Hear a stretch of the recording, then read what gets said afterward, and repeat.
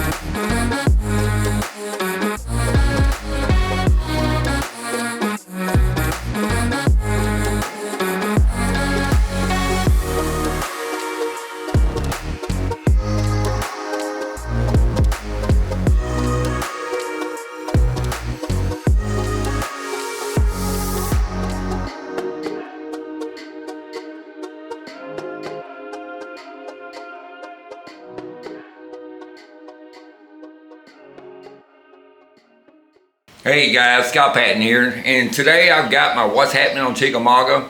I'm gonna kind of give you an update what I've been doing out here. Things are changing. There's been a lot of fry hatch out, a week to 10 days ago. Most of these fish have left the fry and they're moving out on these grass flats and stuff like that. So I'm gonna kind of go through what's been working best for me, and hopefully this will help you guys out. So I probably, the two main baits have been a spinnerbait and still a Wacky rig for me fishing shallow. Just a white spinnerbait, nothing special. It's a 3/8 ounce. What we've been using right there, you can see it's about a 4.5 gold or brass color willow leaf blade on it. You can see that better right there. Just a white with some blue glimmer skirts tied into some spinnerbaits I'm making. I got that chartreuse trailer. But they've been wanting that thing high up in the water column. I'm probably keeping about a foot underneath the water. I'm throwing it out there and just slow rolling it real slow. I've tried burning it and stuff like that. I thought maybe they would react on it, stuff like, and burn it, but they really haven't. They're just down in that grass, especially once the morning bite's over. They're more tucked down in that grass and stuff. So I think keeping it over their head a little bit longer, a little bit slower, and they'll jump up there and eat it. It's been a really good bite. It's been a real aggressive bite. It's been fun. I haven't really talked to many people who've been throwing a spinnerbait.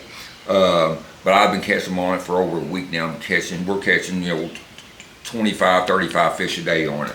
So that white spinnerbait, and like I say, they're not everywhere. You gotta find where they're at. But once you do find where they're at, and I'm kind of fishing off in front of the spawning flats. One of the main things I've had to really do is there's not all the grass isn't growing real well in a lot of areas. So what I've had to do is if I found real thick grass, that's where the fish have been. And something else has been real key too. We just had this full moon this past week, and the shad have been spawning.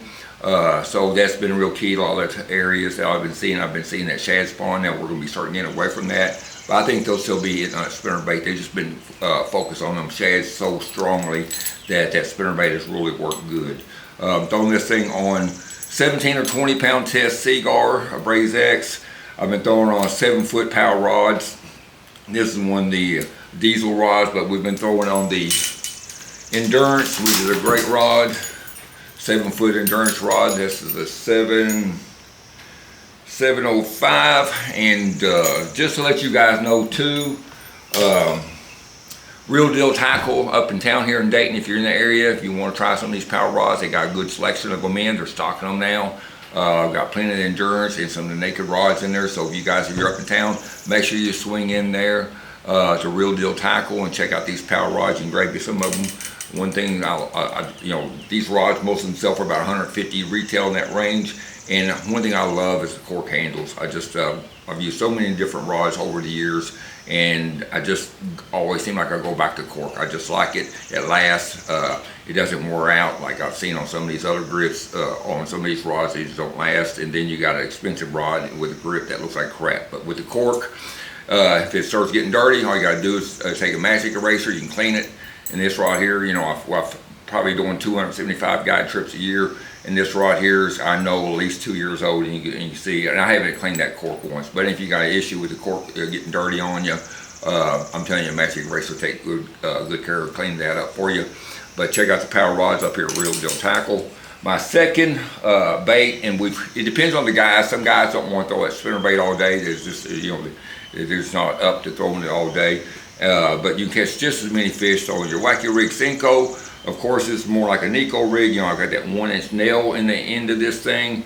Rig it with a band, just like that, guys. And we've thrown on several different colors. It doesn't seem like any one color seemed to be key, because we've caught, you know, June bugs good. You know, I've been throwing green pumpkins, some shad patterns and stuff like that. They've all been good. So, you know, anything like that. But it's just been fishing that Wacky rig out in the grass some. Again, I'm trying to find that thick grass. That seems to be major key, is finding that thick grass on this bite. But we've been catching them on that Wacky rig all day long. I don't know if it's sunny and clear, or if it's been windy and cloudy and rainy. Been casting it the same way with the spinnerbait. Surprisingly, you know, that spinnerbait deal, it's just crazy. I know, you know, it just would be clear skies, you know, dead slick, and we're still getting them on that spinnerbait. So it's been real key for me, and I love that spinnerbait bite. I'm a little bit old school. Been fishing forever, but anyhow, it's one of the first things I ever caught fish on. Now, something else that I've been catching fish on is going to be this bellows gill. Now, I don't know if a lot of you guys have been using that, but I've just been rigging this thing up with a 1/4 ounce pro tungsten weight. That's got a 5/0 hook in it, and I just been more or less, this thing just kind of glides over the cover. Okay, that's more of a shad pattern. Like I said, I've been throwing this shad pattern because I know they've been feeding on the shad. So I'm pegging that because I want that weight to stay with that bait, and I'm just more or less swimming this just like a swim jig. And I got this on a 724 on this one. I've been using a 735 also. Both of these are real good rods for swim jigs and you know, jackhammers, chatterbaits, and any, you know, anything that you need a little extra length and strength to. So Matt's been catching some real good fish for us too. I think if a guy wanted to throw it a lot, he could probably catch them all day long. We've just been throwing it here and there. After we've been doing over a spinnerbait real good, I'll pick it up. One of my guys pick it up and catch them on that too. So that's been real good. You know, we've caught a few fish on a swim bait, and this old hollow belly paddle tail swim bait.